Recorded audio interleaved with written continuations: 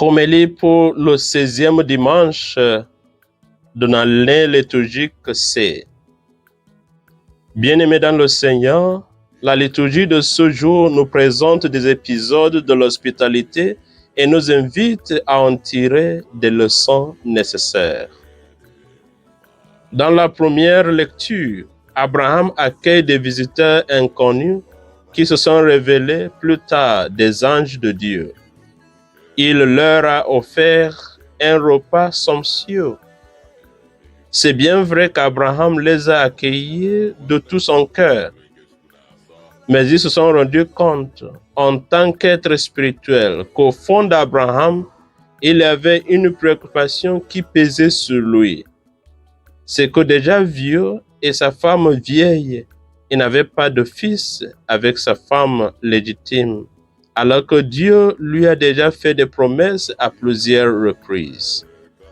C'est ainsi que ses invités, ces êtres spirituels, ont enlevé ce qui pesait sur sa relation avec Dieu, en lui offrant comme signe d'appréciation ce qui manquait dans sa vie. Ils l'ont béni avec la promesse d'un enfant qui doit s'accomplir au bout d'une année. Dans l'Évangile, Marie et Marthe accueillent Jésus. Cependant, alors que Marie s'est assise aux pieds de Jésus en écoutant sa voix, Marthe s'est mise à se préoccuper avec d'autres choses qui, bien qu'utiles peut-être, n'étaient pas nécessaires en ce moment-là. Accueillant Jésus, ces deux sœurs font un ensemble représentant ce qui se passe dans le cœur, dans la vie de celui qui veut suivre Dieu. C'est ce que nous appelons le combat spirituel. C'est-à-dire qu'une partie de nous veut rester attachée à Dieu, alors que l'autre partie nous bouleverse avec des préoccupations de la vie et nous distrait de l'essentiel dans notre cheminement avec Dieu. C'est la même réalité qu'Abraham avait vécue par une attention divisée. Si nous n'en faisons pas attention, ces préoccupations peuvent s'attaquer à notre foi, surtout si nous manquons l'esprit de discernement.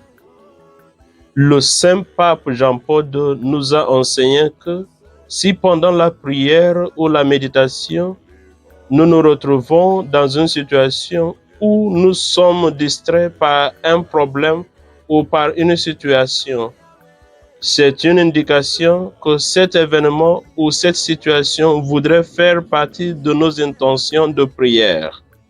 Il faut les offrir à Dieu. C'est ce que Jésus disait à Marthe, qui représente cette partie de nous emportée par des préoccupations de la vie qui peuvent paraître nécessaires et normales selon notre jugement humain. Deviennent une manipulation toute situation ou préoccupation qui nous fait douter de notre foi en Dieu, de notre relation avec Dieu.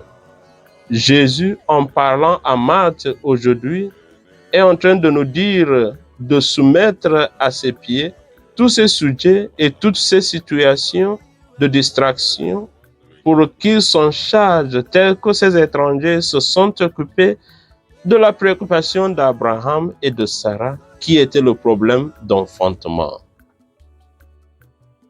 Bien-aimés dans le Seigneur, d'un côté, sur le plan physique, la liturgie de la parole de ce dimanche nous invite à l'hospitalité, car il y a toujours une bénédiction qui s'ensuit. Il ne s'agit pas aujourd'hui d'une traduction littérale d'accueillir un inconnu chez nous, bien que cela peut arriver aujourd'hui en cas d'urgence tel que pendant les catastrophes naturelles. Cependant, l'hospitalité aujourd'hui peut signifier offrir quelque chose à l'autre, tel que de la nourriture, de l'aide financière, des conseils, des sourires, la simple considération humaine, etc. De notre côté, nous sommes invités à veiller sur ce combat spirituel qui est inévitable dans la vie d'un chrétien, où l'esprit de distraction voudrait toujours dominer sur l'esprit de concentration. C'est ce combat que Paul appelle souffrance dans la deuxième lecture. Que Dieu nous donne d'être ouverts et attentifs à toute personne qui a besoin de notre accueil et qui nous donne aussi d'être victorieux à ce combat spirituel en nous accrochant à l'essentiel qu'est Jésus. Que Dieu bénisse sa parole dans notre cœur. Au nom du Père et du Fils et du Saint-Esprit. Amen.